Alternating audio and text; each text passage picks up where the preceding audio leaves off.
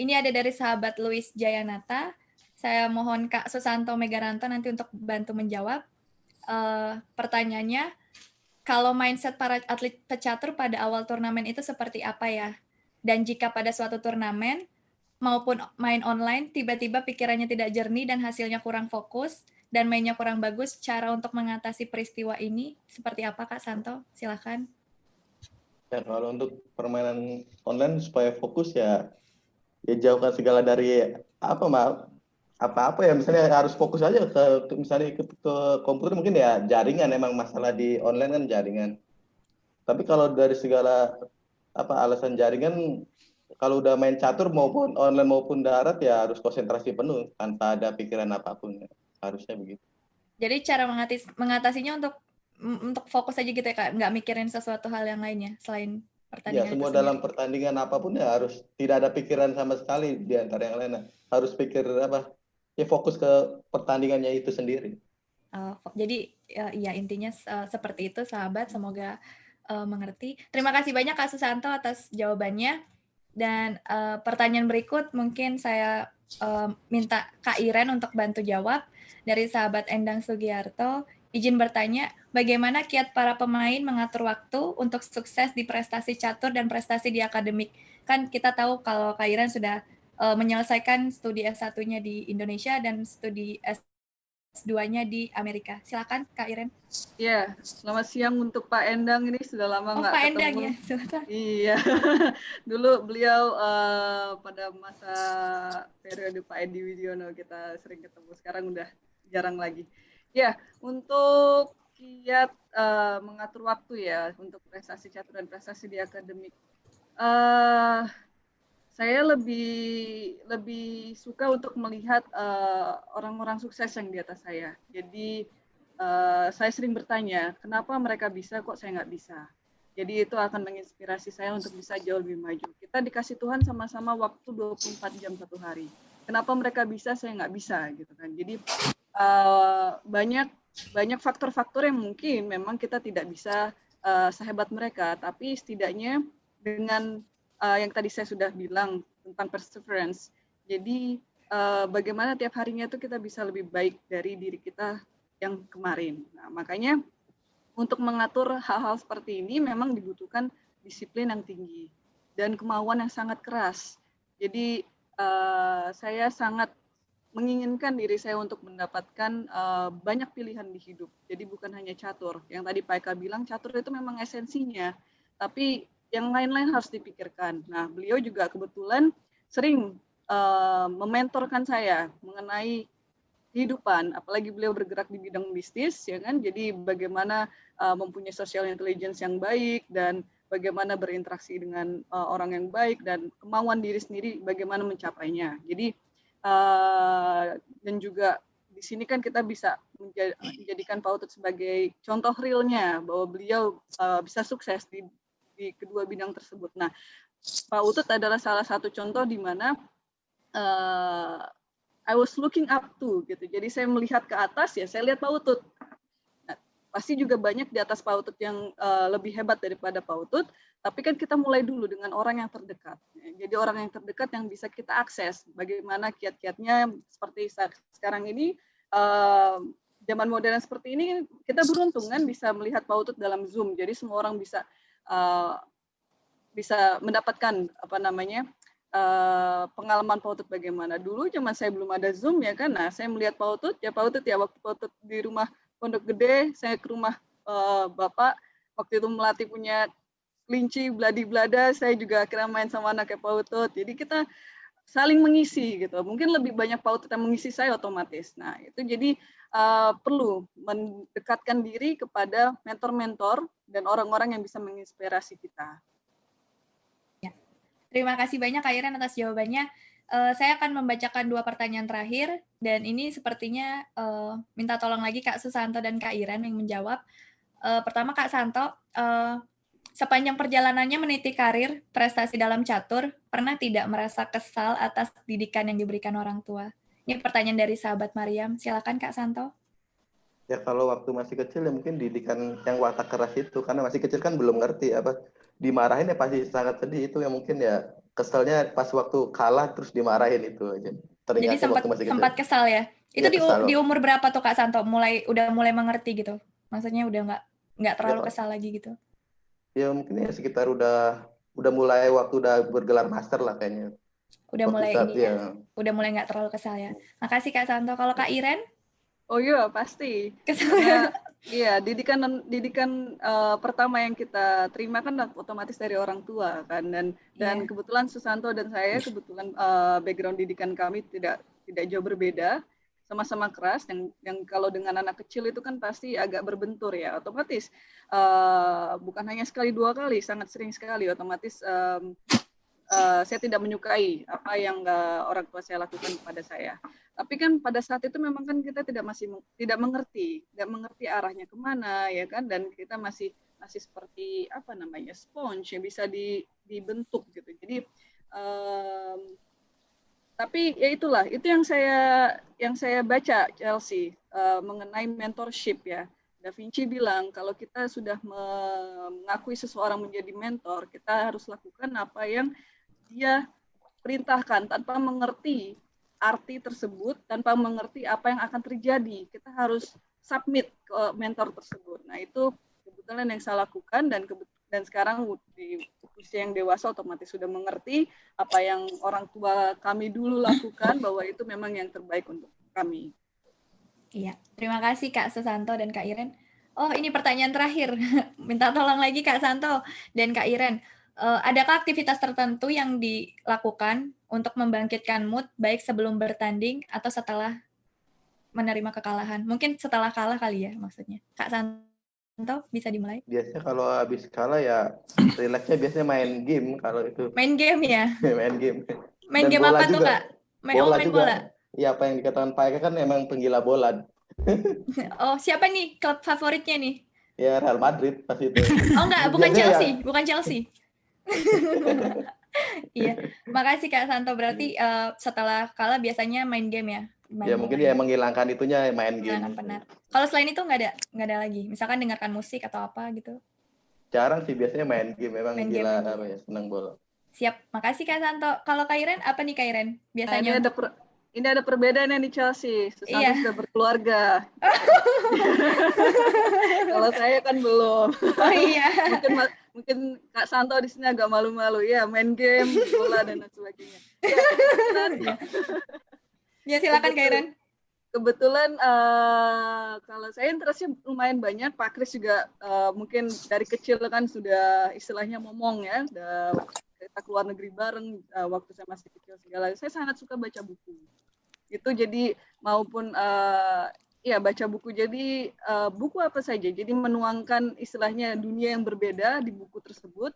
Jadi agak lupa nih, dunia kita lagi kalah, kita agak lupa ya kan, kita lagi fokus ke buku tersebut.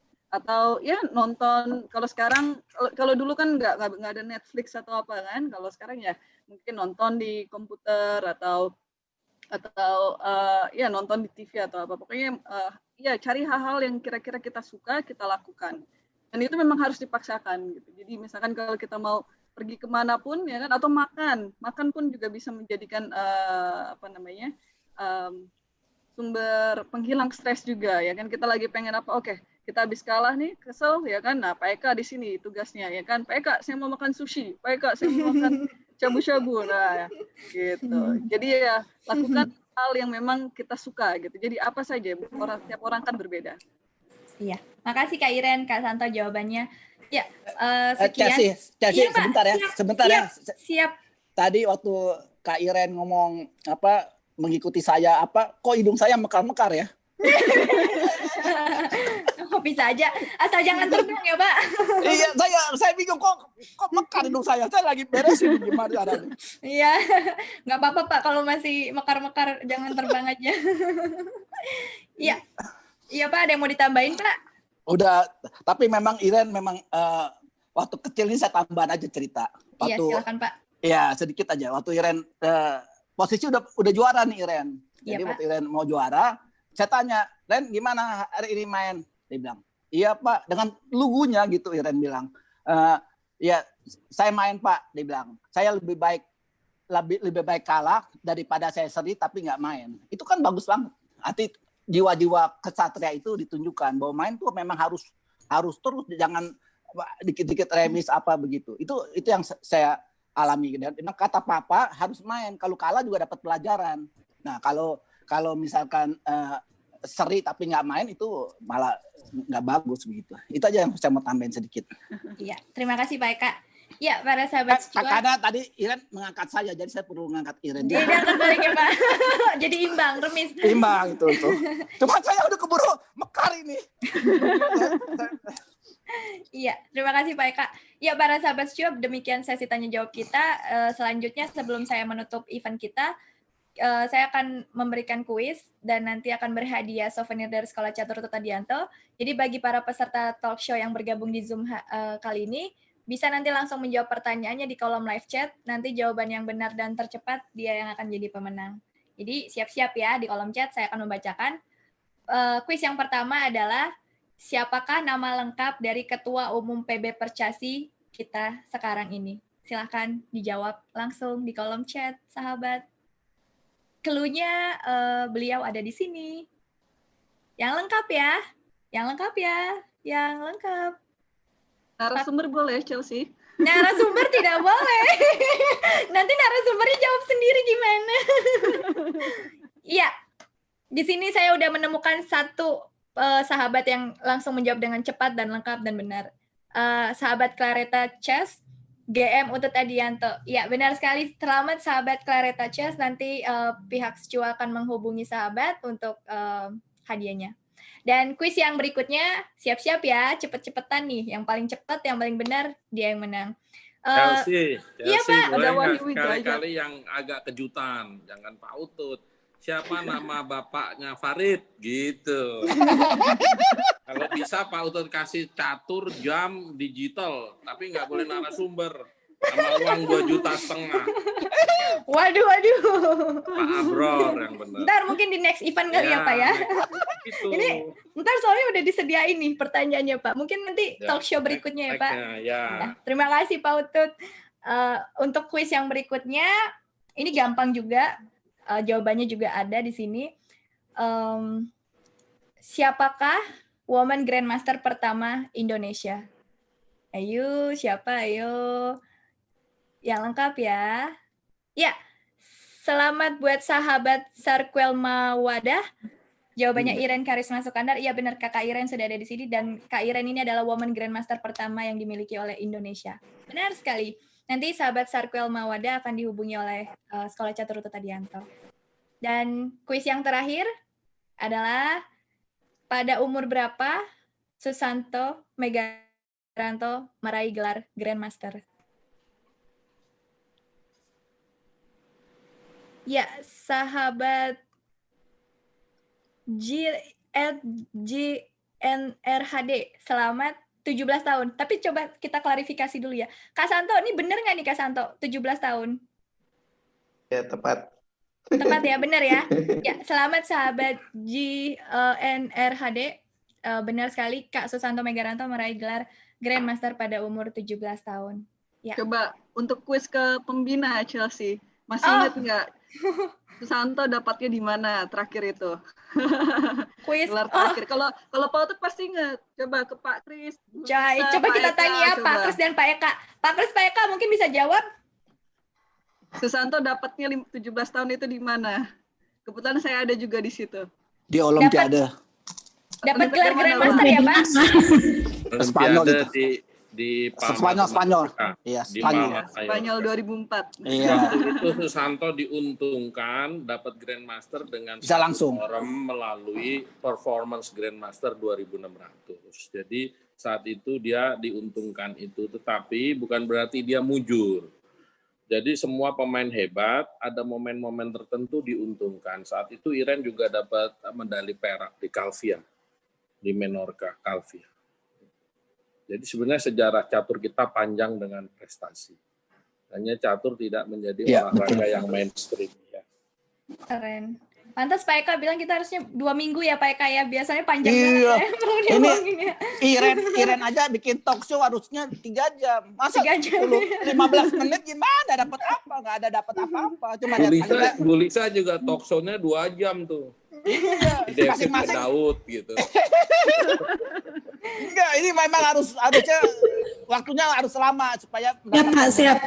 Next event ya, kita event nanti siapkan. dibuatkan supaya anak-anak bisa lebih mengerti gitu. Lebih mendalam, siap. Dan ini bagus juga buat orang tua juga bisa mengerti juga. Baik Pak, Lebih paham. siap. Siap. Terima kasih Pak Eka, Pak Utut, Bu Lisa. Terima kasih. Mungkin ada yang mau ditambahkan Bu Lisa sebelum saya tutup? Sudah cukup, silakan Kak Chelsea lanjut. Karena kita menanti event yang Oh, iya. sangat ditunggu berikutnya ini. Oh iya, para sahabat Shua, kita akan menantikan event kita yang berikutnya, yaitu online duel chess match, di mana kita akan mempertandingkan 27 partai. Partai utama adalah partai antara International Master Medina Wardaulia melawan International Master Sopiko Guramisvili dari Nederland. Nanti kita jam 3, jadi standby saja sahabat Shua. Jadi saya ingin mengucapkan terima kasih kepada narasumber kita hari ini, Bapak Utut Adianto, Pak Eka Putra Wirya, dan juga Bapak Christian Muslim, Kak Susanto Megaranto, Kak Iren Karisma Sukandar, Bu Lisa juga terima kasih. Terima kasih Kak Chelsea. Orang tua Novendra, Pak Joko terima kasih, dan orang tua As, Pak Samsul. Pak Samsul terima kasih, dan terima kasih juga para sahabat Shua yang sudah bergabung dengan kami. Dan jangan lupa kunjungi website resmi kami di www.shua.id dan Instagram resmi kami di @shua.id dan YouTube Shua di Shua TV. Dan para sahabat juga bisa langsung menghubungi kami di kontak WA kami di 0878 7422 3423. Jadi jangan ragu-ragu ya untuk gabung di Sekolah Catur Utut Adianto, karena sudah terbukti melahirkan pecatur-pecatur yang internasional seperti Kak Susanto Megaranto dan juga Kak Iren Karisma Sukandar. Ya, sekali lagi saya ucapkan terima kasih buat semuanya, dan saya mohon maaf bila ada salah kata. Stay safe everyone dan jaga kesehatan. Bye-bye sahabat. Bye semua, terima kasih. Terima kasih.